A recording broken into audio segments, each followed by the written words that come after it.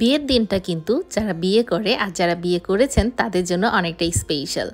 কারণ মেরিড লাইফের এন্ট্রি নেওয়ার জন্য কতটা যে এক্সাইটেড যা বলার বাহিরে। আর আমরা যেহেতু বরপক্ষ, বরকে রেডি করানোর জন্য বরের দুলাভাই প্লাস বোনের জামাইরা তো আছেই। কারণ বর যেহেতু আমার হাজব্যান্ডের বড়, তো দুলাভাই তো আর বলা চলে না, আমার হাজব্যান্ডের সম্বন্ধী বলা চলে, কারণ এটা আমার বড় ভাই। দেখতে পাচ্ছেন আপনাদের ভাইয়া কিন্তু, আর সাথে আমার দুই দুলাভাই ছিল, চাচাতো বোন জামাই, তারা মিলে কিন্তু বরকে রেডি করানোর জন্য চলে এসে পড়েছে।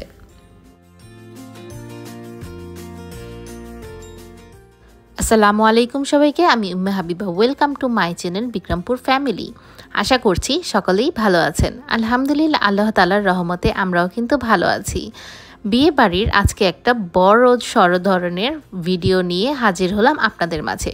কারণ ভাইয়ার বিয়ে বলে কথা, কোনো অংশেই কিন্তু কমতি থাকবে না এই ভ্লগটিতে। আশা করছি ভ্লগটি ভালো লেগে থাকবে এবং ভ্লগটির শুরুতেই আপনাদের কাছে একটি রিকোয়েস্ট, যা কিনা একটি লাইক দিয়ে আপনারা ভিডিওটি কন্টিনিউ করবেন। সাধারণত বরযাত্রী বের হওয়ার আগে মুহূর্তেই কিন্তু বরকে সাজানো হয় বা রেডি করানো হয়, কিন্তু আমরা কিন্তু সকাল 7টার দিকেই রেডি হয়ে নিচ্ছিলাম। যদি আমি রেডি হয়ে তারপর ভাইয়াকে রেডি হওয়ার জন্য এই তো তার দুলাভাই প্লাস বোনের জামাই আপনাদের ভাইয়া কিন্তু রেডি করে দিচ্ছিল। আর এত সকালেই কেন বা আমরা রেডি হচ্ছিলাম, তার একটা কারণ আমরা মেয়ে আনতে যাব শেরপুর। আর শেরপুর কিন্তু অনেকটাই দূরের পথ, সেই জন্যই কিন্তু আমাদের যেতে যতক্ষণ লাগে আর কি, সেই জন্য কিন্তু আমরা সকালবেলা সকলেই রেডি হয়ে নিচ্ছিলাম। যদিও যারা যারা যাবে তাদের কিন্তু অনেকটাই রেডি হয়ে নিয়েছিল। আর আমি যেহেতু বরের সাথে বের হব, তাই কিন্তু আমি লাস্টের দিকে রেডিটা হয়ে নিয়েছি। আর ভাইয়াকে তো সম্পূর্ণ রেডি করিয়ে তারপর কিন্তু আমরা চলে যাব। তো এই ফুটেজগুলো কিন্তু আপনাদের সাথে একটু শেয়ার করা।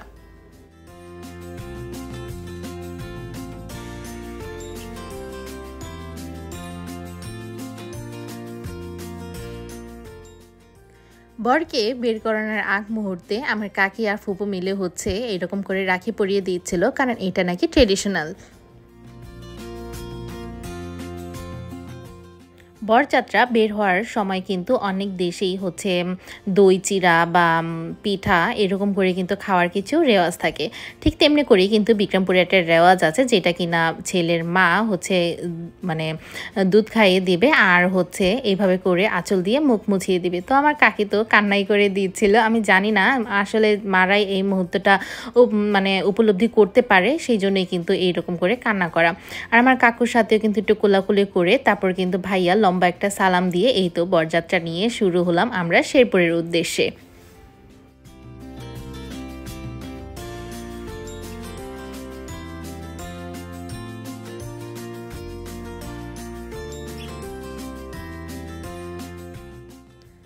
বউ আনার জন্য কিন্তু আমাদের জার্নিটা একেবারেই শর্ট ছিল না, অনেকটাই লং জার্নি পেরিয়ে কিন্তু আমাদের যেতে হবে সেই শেরপুর। কারণ আমরা কিন্তু ঢাকার কামরাঙ্গীর চর থেকে রওনা দিয়েছিলাম।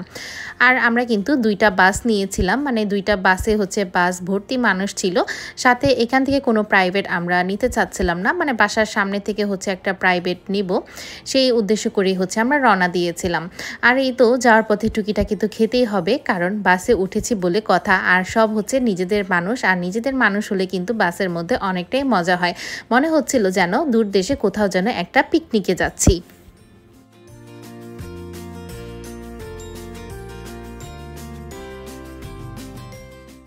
ঢাকা পেরিয়ে যখন আমরা একটু গ্রাম সাইডের দিকে ঢুকছিলাম বাস নিয়ে, তখন কিন্তু মনে হচ্ছিল চারদিকে অনেকটাই কুয়াশা। আর আমাদের বর কিন্তু একেবারেই ঘুমাচ্ছিল, আর সাথে আপনাদের ভাইয়া আমার নিজের বড় কিন্তু ঘুমাচ্ছিল। কারণ এত দূরের জার্নি আর ঘুম না আসলে কিন্তু হয়ই না।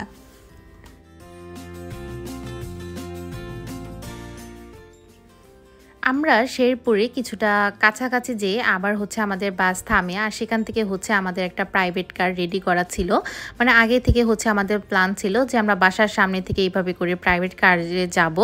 আর প্রাইভেট কারে যাওয়ার যেহেতু যেতে হবে আর এত দূর জার্নি করে এসেছি, তো ভাইয়া আবার কিন্তু রেডি হয়ে নিয়েছে।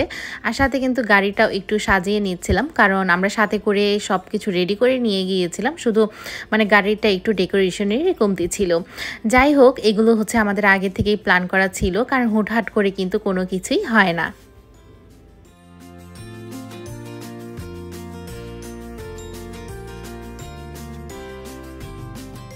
ঢাকা থেকে এত দূরের পথ আর একবার রেডি হলে কিন্তু হয় না। যাই হোক, বাসে তো আমরা ঘুম আসতে আসতে মানে আসা হয়েছে বাড়ির কাছাকাছি, আর এখান থেকে কিন্তু আবার রেডি হওয়া হচ্ছিল।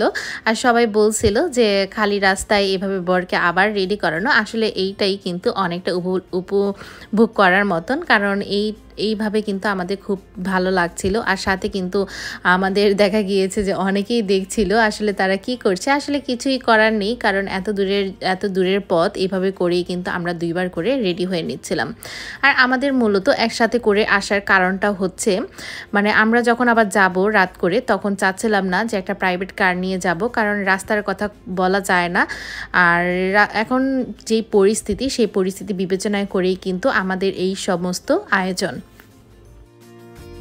আমি তো গাড়িতে বসেই আছি, আর আপনাদের ভাইয়াকে নামিয়ে কিন্তু এইভাবে করে মানে পাখা দিয়ে বাতাস দিচ্ছিল, আবার আম পাতা দিয়ে কিভাবে জানি পানি ছিটালো। আসলে এই নিয়মগুলি দেখতে না খুবই ভালো লাগছিল, আর যেটা কিনা আপনাদের সাথে একটু গাড়িতে বসে বসে শেয়ার করা। আর এই তো জামাইকে বরণ করার জন্য মিষ্টি, দুধ, পানি এগুলো কিন্তু নিয়ে এসেছে। আর আমি তো আগেই বলেছি যে এক এক দেশের হচ্ছে, বা আমি দেশ বলবো না, এক এক অঞ্চল বা জেলার কিন্তু এক এক রকম চল আছে, মানে সেই রকম করে কিন্তু তাদের এই নিয়মগুলো তারা কিন্তু মেনে হচ্ছে বরকে বরণ করছিল। এই তো ভাইয়াকে দুধ খাইয়ে দিল, তারপর মিষ্টি খাইয়ে দিয়েছে, এরপর হচ্ছে পানি, মানে এক এক করে কিন্তু তারা তাদের নিয়ম কিন্তু ফলো করছে।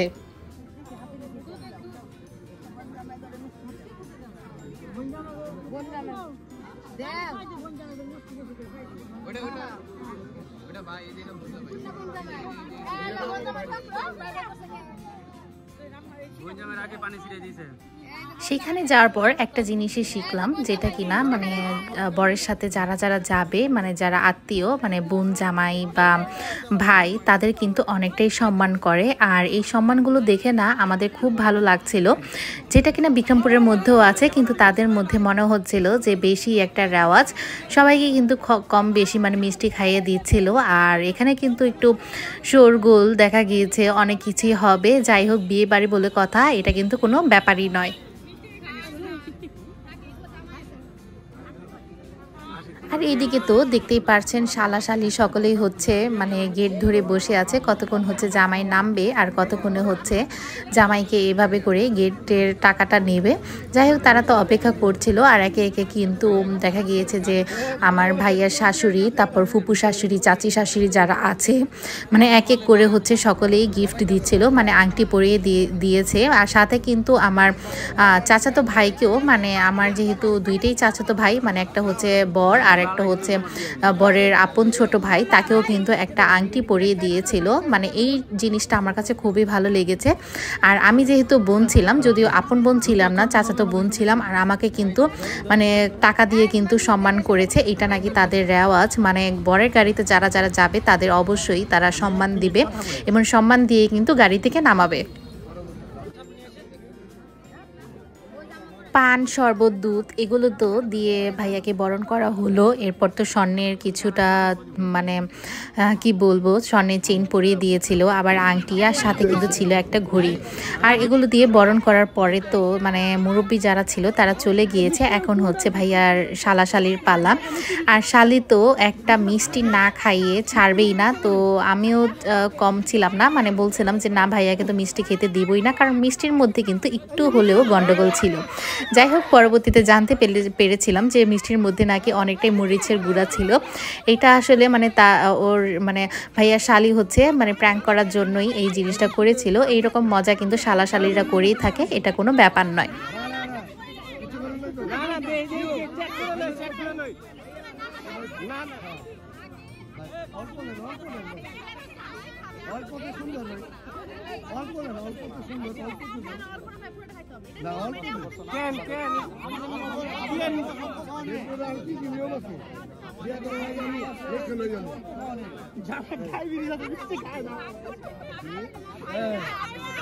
ষড়যন্ত্র আছে বৃষ্টিতে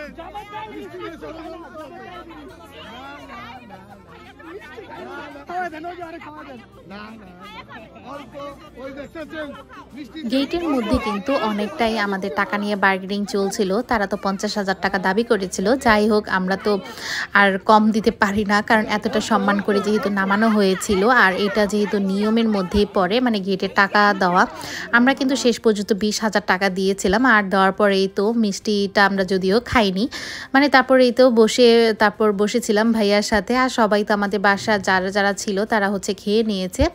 আর সবার লাস্টে হচ্ছে আমাদের পালা, মানে আমি, ভাইয়া, আমার কাজিন আর হচ্ছে আফরা বাবা, এই 4 জন ছিলাম। আর আপনারা কিন্তু আজকে আমার সম্পূর্ণ ভিডিওতে আফরাকে দেখতে পারবেন না, কারণ আফরাকে কিন্তু আমরা রেখে এসেছিলাম, কারণ জার্নিটা কিন্তু মানে খুবই বড় আর লম্বার ছিল। সেই জন্য চাচ্ছিলাম যে ঢাকা থেকে আফরাকে আর এত দূর মানে শেরপুরে কিন্তু আমরা নিয়ে আসবো না। আমরা যদিও সকালে রওনা দিয়েছিলাম, আর দেখতেই পাচ্ছেন সন্ধ্যা কিন্তু ঘনিয়ে এসেছে, আর এখন পর্যন্ত কিন্তু মানে বরকে খাবার জাস্ট দিবে। আর তাদের লাইটিং ডেকোরেশনও আমার কাছে খুবই ভালো লেগেছিল। আসলে গ্রামের মধ্যে হলেও কিন্তু তারা খুবই মানে আন্তরিক ছিল, আর তারা খুবই সুন্দর করে ডেকোরেশন করেছিল। যাই হোক, এখন হচ্ছে বরকে নিয়ে আমাদের খাওয়ার পালা।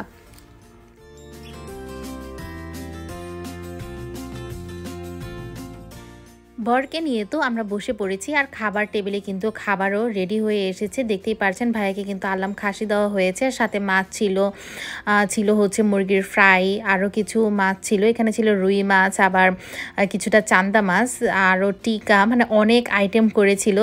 সাথে ছিল হচ্ছে গরুর রেজালা আর দই, মানে এই ছিল কিন্তু আজকের আইটেম। মোটামুটি কিন্তু বেশ আইটেম ছিল। আর তারা কিন্তু মানে টাকা নেওয়ার জন্য, মানে আমাদের এখানে রেওয়াজ হচ্ছে খাওয়ার পর হাত ধোয়ানিতে টাকা নেবে। আর বরের হচ্ছে শালি যারা আছে তারা হচ্ছে বলছিল যে আগে হাত ধুয়ে তারপর খাবে, এইটাই নাকি তাদের রেওয়াজ।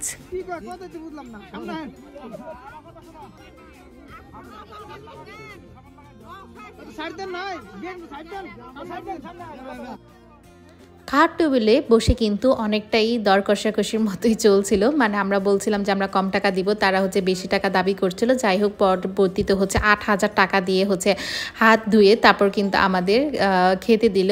আর আমরা কিন্তু একটু বেলা থাকতে গেলেও মানে আমাদের হচ্ছে সবার লাস্টে এইভাবে করে খাবার দিয়েছিল। যাই হোক, আমার তো এত ক্ষুধা লেগেছিল, মানে এত সকালে হচ্ছে কিছুটা পরিমাণে খেয়ে গিয়েছিলাম। এরপর আমাকে দেখতেই পারছেন, আমার তো মনে হচ্ছিল যে ক্ষুধায় একেবারে আমার নাজেহাল অবস্থা। আর এই তো মানে টাকা দেওয়ার পরে মানে ভাইয়াকে হাত ধুয়ে দিয়েছে, আর এখন হচ্ছে আমাদের খাওয়ার পালা।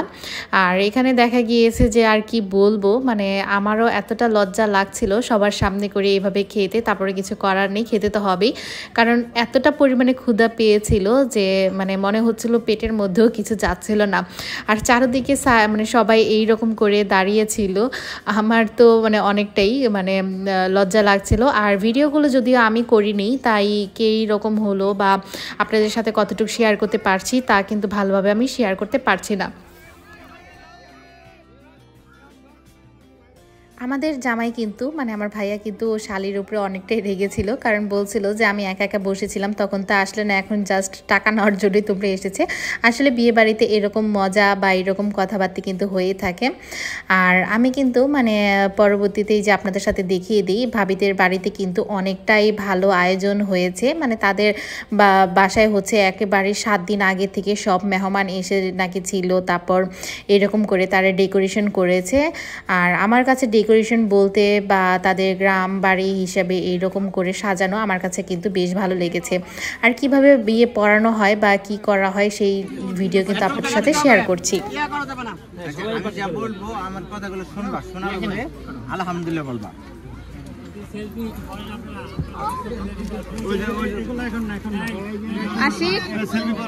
কারপাঙ্গির নিবাসী মোহাম্মদ এনামুল হকের ছেলে মোহাম্মদ ফজলে রাব্বি শহীদ মোহাম্মদী সরাসরিয়া পদে 8 লক্ষ টাকা দেন মহৎ ধার্য করিয়া, তোর মধ্যে 5 লক্ষ টাকা গহনা নগদ আদায় করিয়া এই হাজরন মজলিসে 2 জন সাক্ষীর মোকাবেলা তোমার পিতা আইয়ুবুজ্জামান ওলি নিযুক্ত হইয়া তোমাকে শুভ বিবাহ প্রস্তাব করা হইল, উক্ত প্রস্তাবে তুমি রাজি আছো কিনা? আলহামদুলিল্লাহ বলেছে।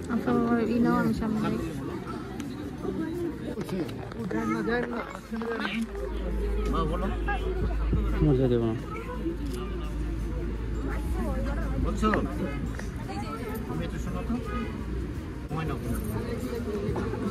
বলো আলহামদুলিল্লাহ। বাবুরা একটু ব্যস্ত।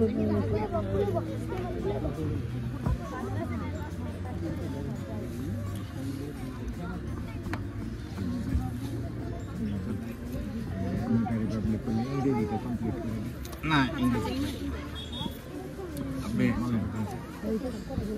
স্বাক্ষর করুন, পুরো নামটাই স্বাক্ষর নিন। ছেলে মেয়ের দুইজনের সম্মতির শেষে কিন্তু এখন হচ্ছে সাইন দেওয়ার পালা। আর আপনাদের ভাইয়া হচ্ছে ভাইয়াকে মানে আমার ভাইয়াকে দেখিয়ে দিচ্ছিল, কারণ সে তো আগেই বিয়ে করে নিয়েছে। যাই হোক, মানে তাদের জন্য হচ্ছে ভাইয়া ভাবির জন্য হচ্ছে শুভকামনা, আর আপনারাও দোয়া করবেন যাতে করে আল্লাহ তাআলা তাদের সুখ শান্তিতে রাখে এবং তাদের নতুন জীবন যাতে সুখের হয়। ভাবির বাবা এখন কিন্তু মানে নিজেই উকিল হয়েছে, মানে এটা কিন্তু নিয়ম বিয়েতে যে কোনো একজন কিন্তু উকিল বাবা হয়। দেখা গিয়েছে যে নিজের আপন বাবা হতে পারে, আবার চাচারা বা ফুপারা যে কেউ কিন্তু হতে পারে। যাই হোক, ভাবির বাবাই কিন্তু এখানে উকিল হয়েছিল, আর সে কিন্তু মানে ভাইয়াকে মেয়ের এখন কন্যা দান যেটাকে বলে সেটা কিন্তু করে নিচ্ছিল। এই রেওয়াজটা কিন্তু তাদের ওইখানেও দেখলাম, আবার আমাদের এইখানেও কিন্তু আছে। যাই হোক, এই মুহূর্তটা কিন্তু আঙ্কেল অনেকটা কান্না করছিল, সাথে ভাবি অনেকটা কান্না করছিল। আসলে এটা কান্না করার হচ্ছে মুহূর্ত, কারণ একজন বাবা তার মেয়েকে এভাবে করে তুলে দেবে আর কান্না করবে না, কারণ তার শখের জিনিসটাই হচ্ছে পরের হাতে তুলে দিচ্ছিল, যেটা কিনা আমার ভাইয়েই হোক কিংবা অন্য কেউই হোক, মানে এইরকম করে নিজের মেয়েকে যখন আমরাই কিনা আফরাকে বিয়ে দিব তখন কিন্তু আমাদের এইরকম করে সিচুয়েশন হবে। এই কথা মনে পড়লেই কিন্তু আমারও কান্না আসে। সাক্ষী গণের মোকাবেলা মানিয়ে নিলাম, আলহামদুলিল্লাহ।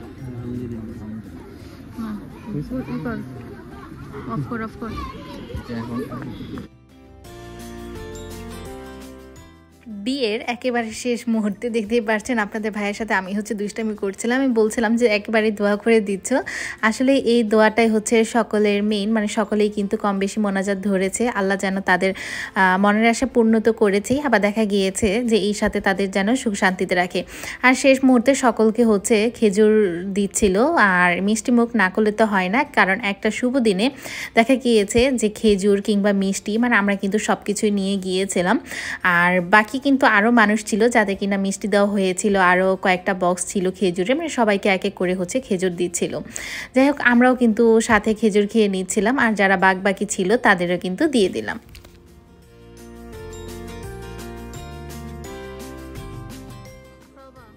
বিয়ে তো হয়ে গেল, এখন কিন্তু আমাদের গহনা দেওয়ার পালা। মানে এর আগের ভিডিওতে কিন্তু আপনাদের সাথে শেয়ার করেছি আমরা কি কি গহনা হচ্ছে বউকে দিব, মানে আমাদের নতুন ভাবিকে সেই গহনা কিন্তু সবাইকে দেখিয়ে দিচ্ছিলাম, আসলে তাদেরও বুঝিয়ে দিলাম। এরপর হচ্ছে ছোটোখাটো একটা সাইন, মানে এই সাইনটা যেহেতু রিয়েল সাইন তো হয়ে গিয়েছে কাবির নামায়, এটা জাস্ট একটা শো বা শোপিস হিসাবে কিন্তু ঘরে টানানো যাবে। এটা হচ্ছে ভাইয়ার শালিদের পক্ষ থেকে করা ছিল, মানে তারাই আগে থেকে প্ল্যান করেছিল এই সাইনটা নেওয়ার জন্য, আর দুইজন কিন্তু এভাবে করে একটা সাইন দিয়ে দিচ্ছিল।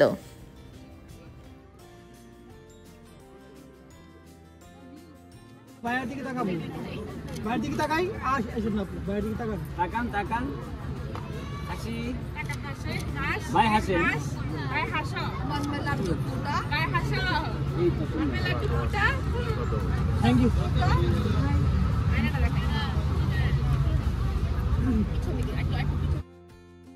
স্টেজ থেকে এখন কিন্তু নিয়ে আসা হলো হচ্ছে ভাবিদের বাসায়, আর এখানে আসার পর হচ্ছে এই তো এখন হবে মালা বদল। তো আমার ক্ষেত্রে কি হয়েছিল, আমি যখন ভিডিও অন করতে করতে কিন্তু ভাবি মানে ভাইয়াকে মালা পরিয়ে দিয়েছিল।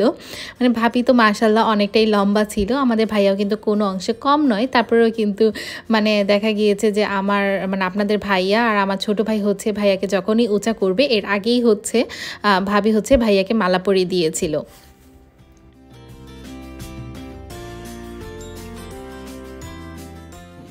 আগে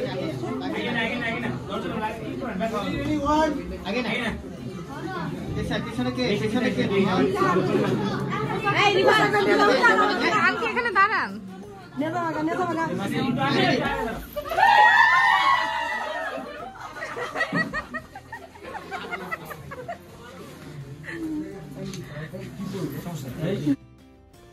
অনেক দূর আবার জার্নি করার পর এই তো ভাইয়া ভাবিকে নিয়ে কিন্তু আমরা বাসায় চলে এসেছি।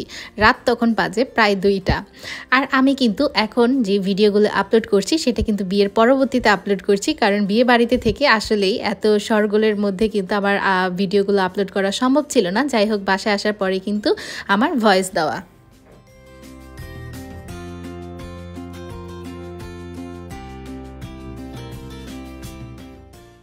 ভাবিকে নিয়ে যখন আমরা বাসায় আসি, মানে আমরা আসতে আসতে সবাইকে বলে দিয়েছিলাম যে বাসায় যারা আছে সবাই যাতে রেডি থাকে। মানে কিছু মানুষ তো ঘুমিয়েছিল, আবার যারা মানে জাগনা ছিল তারা কিন্তু সবাই মানে কায়নাত ওরাও কিন্তু ছিল, কারণ ওরাও চাচ্ছিল যে নতুন বউকে দেখার জন্য। আর 2টা পর্যন্ত কিন্তু ওরাও জেগেছিল। যাই হোক, ভাবিকে বসানোর পর এখন হচ্ছে ভাবিকে বরণ করার পালা। আর প্রথমে হচ্ছে আমার আম্মু মানে ভাবিকে খেজুর খাইয়ে দিচ্ছিল। আর খেজুরগুলো কিন্তু ছোট ছোট করে কেটে রেখেছিল, কারণ একজন করে যদি একটা করে খেজুর খাওয়ায় দেখা গিয়েছে পুরো মুখেই কিন্তু একেবারে মিষ্টিতে ভরপুর হয়ে যাবে। আর এইটা কিন্তু মানে নতুন বউকে আনার পর বা নতুন জামাই যখন বাড়িতে যায় তখন যাওয়ার পর কিন্তু অবশ্যই মিষ্টি মুখ করাতে হয়। এটা কিন্তু মানে প্রচলন আছে। মানে প্রথমে হচ্ছে আম্মু খাইয়ে দিয়েছিল, এরপর হচ্ছে আমার ফুপু এসেছে ভাবিকে মিষ্টি মুখ করার জন্য।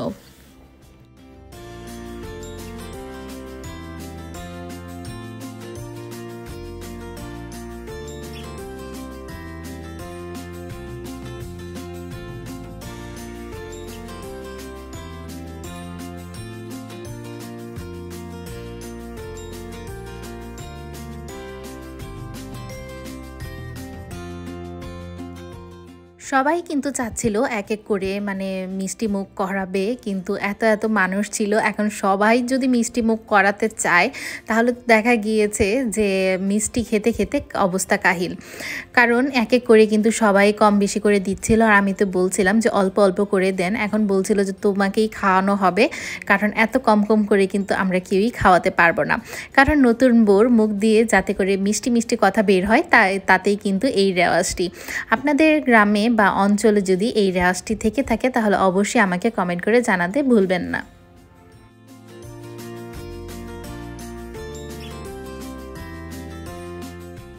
নতুন বউকে কিন্তু বরণ করার জন্য নিজ শাশুড়ি মানে আমার কাকি কিন্তু এই তো চিনি খাইয়ে দিচ্ছিল ভাবি আর ভাইয়া দুইজনকেই।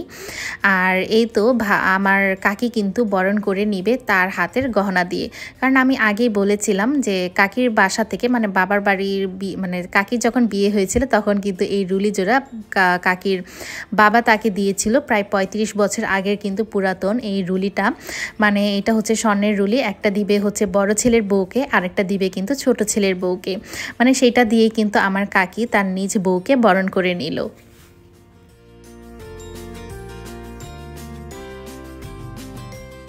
আমার মেয়ে আফরা তো মানে বাসায় যখন এসে ওকে দেখি ও তো সম্পূর্ণ একেবারে অবাক হয়ে গিয়েছে, মামির সামনেই আসতে চাচ্ছিল না।